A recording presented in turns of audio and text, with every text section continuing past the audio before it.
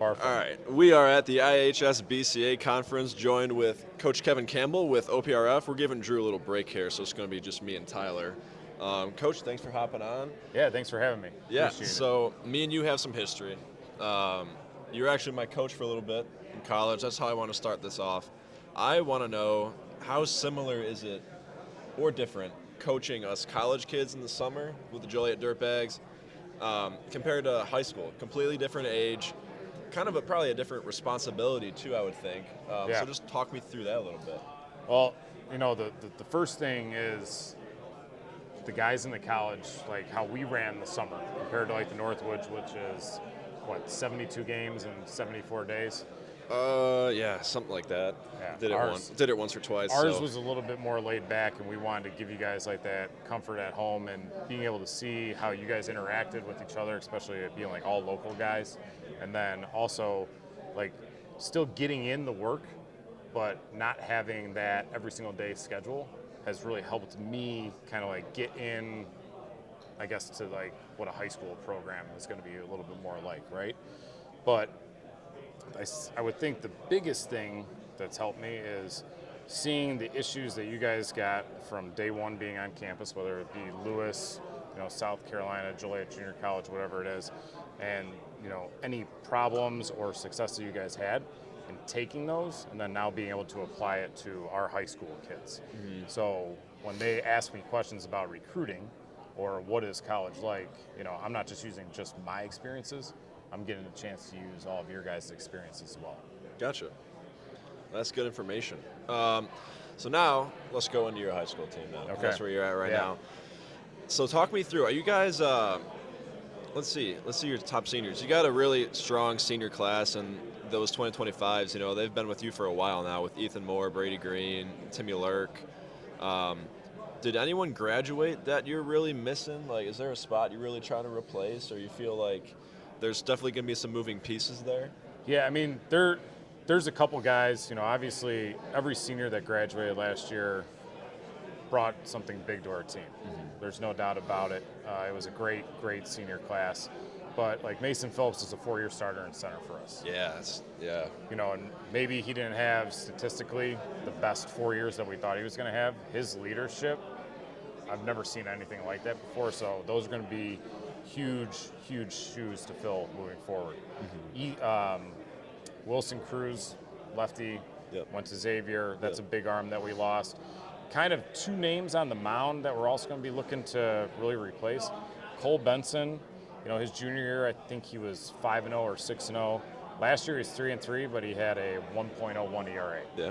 So he's now at Wesleyan doing great things down there. And the one that you saw, which I think you were really high on, like retweeting him when we played Fenwick at Triton, Luke Gotti. Yeah.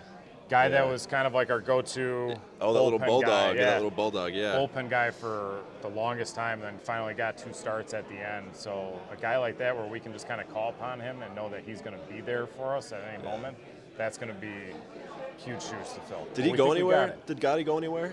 He's at Clemson just enjoying his time. That's right. Now. That's right. A lot of interest. After that game. Yeah. So talk me through this pitching depth that you guys got, because you got plenty of bats, and we'll get to that. But looking at a couple names here that I like, Daniel Kane and Peter Farron. Let's see. Talk me through those two, and then talk me through the other ones that we got here. Anyone that you're going to need to step up, or that you expect to step up, or maybe stepped up last year a little bit too? Yeah, so Peter was kind of that other bullpen guy with Luke last year, and he got really hot, and we ended up starting him a decent amount. He's going to NYU, just recently committed. Ultimate competitor. Yeah. Doesn't have like a wipeout slider by any means, but this guy is just going to go after anybody, not going to be scared, which is what you want in a pitcher. Totally. Dan Kane has kind of battled some injuries over the years. He has got the perfect pitching frame. Yeah, he's like 6'6", I think you guys got him listed at. Probably weighs 220. Like, he's built. We're expecting big things out of him. Mm-hmm. But you look at this junior class, their statistics, and I get it. It's JV sophomore baseball, and now you're making the jump to varsity. Their pitching statistics were off the charts. Cam Barnes, kind of a big name that's going to be coming up. Mm-hmm. Tucker Henry. It's actually John, but he goes by Tucker. Gotcha. Tucker Henry, another really big-time long, lanky frame, going to sit in the mid to upper 80s. And then you got Dino Panizopoulos, lefty, never attended a PBR event. I think you were telling me about. So, oh wait, no, this was the kid that Ezra Moore was telling us about. Yeah, He's never attended lefty, an like event. mid 80s ish. Yeah, you know, he's Low mid 80s ish. low mid 80s depending on the day, but like whatever. Who's gun? Yeah, you know, from a high school standpoint, like we're looking at like Greg Maddox. We brought him up at the end of the year. He faced LT, and I remember Coach Didi like walks over to me. He's like, "Who's this kid, and why hasn't he been pitching?" Yeah.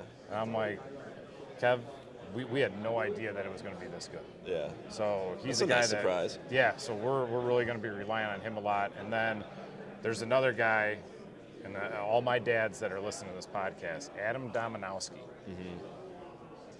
Not going to light up a showcase whatsoever. The stats that he put up for us in the spring and the summer are ridiculous.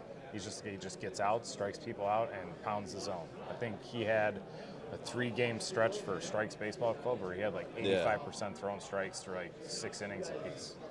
So we're going to see what he can do when facing a couple older guys, but we're excited about it. Yeah, I mean, that's why you got to go see him play, right? Like, showcase is only half the puzzle. Like, we struggle with that, like rankings are the toughest thing we do, obviously, and 100%. like you can't just, it's so hard to just try and rank somebody off a 3-minute look in a video or a rounding batting practice. You got to see it, or a bullpen, right? Like the second a hitter gets in the box, it's totally different. You need to see him play, and those guys that are maybe not like, you know, on paper the most talented, but they compete, those are the guys you want, especially in high school, I feel like. Especially on the mound, those scrappy guys. Oh, 100%. So let's look at your lineup a little bit. I mean, Ethan Moore, he's one of the top shortstop prospects in the country. What's it been like having him? He was a 4-year starter for you, correct? Or going to be a 4-year starter? Yeah, so like this will be his 4th year? Yeah. Yeah, how has he been? Just like the leadership, the other kids just seeing that talent? Because like it's different. Like switch hitter, physical. Like, it's just a different look. Yeah, you know, I think Ethan is definitely a lead-by-example kind of guy. Yeah. He's a little bit more quiet, but, like, you know, obviously speaks up when he needs to. Yep. But he is all, like, everything on the field. Like, I'm never going to, you know, take a play off. You know, he's always going to hustle. So everything's a lead-by-example with him. And to be honest, that's just kind of like the group that he grew up with. You know, when he came to us, like David Andolina was our vocal leader, and I think like all the other guys were lead by example, and that was just how he ran with it. And it works for us because we have other guys that are going to lead, you know, with their mouths and how they talk and do everything else. For sure. Who are those other guys that are going to lead? So Brady Green, you know, obviously Timmy Lurk as well. Yeah. I feel like those two kind of go together. Yeah, guys, 3 years and four-year varsity players. Like it's hard not to get anything out. George Howland, he's our first baseman. Yep. Like he's a kid that you look at and he loves OPRF baseball. Like he's a hockey player, so we don't really get to see him that much in the fall and the winter because they have to like skate like 6 days a week. Yeah. But when he's there, like it is 100% OPRF baseball and like nothing else. Danny Kane is a lead by example guy and a vocal guy. Like we love him. You know, funny story about Dan, he's the only player ever to beat me to the field, like on a consistent basis after school. And like, it's a competitive thing now. I looked at him and I'm like, this is never going to happen again. He goes, yes, it will. So he's an awesome kid. And then we're going to look for Johnny Nelson to be a leader. He's a starting quarterback, you know, starts on the varsity basketball team. So it should naturally come to him. Yeah. No, I mean, you got to have one of the more talented lineups in the state, I would think, with, you know, Ethan, like we said, Brady Green, Johnny Nelson, George Holland, Timmy Lurk, Tyler Edmondson I'm a big fan of. Yep. Is there anyone else you expect to have a big year? There's a kid that is, you know, in a sense, obviously your job is really hard, like in the rankings, not very high up there. Zach Goldberg is an athlete. Just watching him kind of hit and do some things like this offseason during like our open gyms, cage time, seeing him in the summer with the Strikes Baseball Club and whatnot. He can play every position probably except for catcher. Yeah. So he's going to potentially open up a lot of doors for us. You know, Joseph Leshnock doesn't get a ton of love, but he's a catcher that, isn't really around anymore in 2023, 2024, 2025. Like, we took him out of the game because he dislocated his finger. He actually broke it in the St. Ignatius game. He got to the mound and popped it back in, and we had no idea until he got back to the dugout and it fell out. So, like, the toughness level of him sets the tone for our team. Yeah. Yeah, definitely. Any young guys that you like coming through, or that you've heard of maybe that Like they don't levels? What's up? Lower levels? Yeah, they don't need to be making like a varsity appearance, but anyone that you just know will be trickling through the coming years that you're excited about. Yeah, Brandon Beasley. Yeah, I know that name. Yep. Hitters guy in the summer. He's Yeah. corner The outfielder. left-handed hitter. Yep. Yeah. Can play the outfield. Great build, great power. Obviously, Ethan's brother, Ian Moore. Yeah. He's going to be extremely good. He's very talented already. Is he a hitter's guy too? I believe so. And then, just to name off a couple other ones, sophomore Xavier Martin. Yep. Really good player. Sam Kalina, another infielder. He has put on a lot of weight, a lot of muscle. The ball flies off his bat. And then there's a freshman that, and call me a bad coach for this, I didn't know about him until he came to our summer camp. His name's Jathan Colazzo. Mm-hmm. He already looks like he's 10 pounds less than Ethan, and he's a catcher and he's got a cannon. So I have no idea what it translates in the game because I haven't seen it yet, but from what we've seen at our camp, we're super excited about that. It's good stuff. Tyler, I don't want to keep you out of this. Do you have anything you want to add? Coach, are there any position battles you kind of got earmarked for this spring? I know it's early still, but anything you feel like, man, we really got to shore this up before the spring gets going? Yeah. There's a huge question mark in left field, and there's a huge question mark in right field. Obviously, looking at it on paper, I think Timmy Lurk slides over to center as kind of like a no-brainer in a sense, but there's five or six guys that are going to be battling for that spot, and to be honest, there might be an infielder that we push the outfield just because how their bat is to enhance that battle. Yeah. We had Johnny Nelson in the outfield at the future games. Yeah, I don't really see him leaving third base at this point with the infield we got. No, that's good stuff.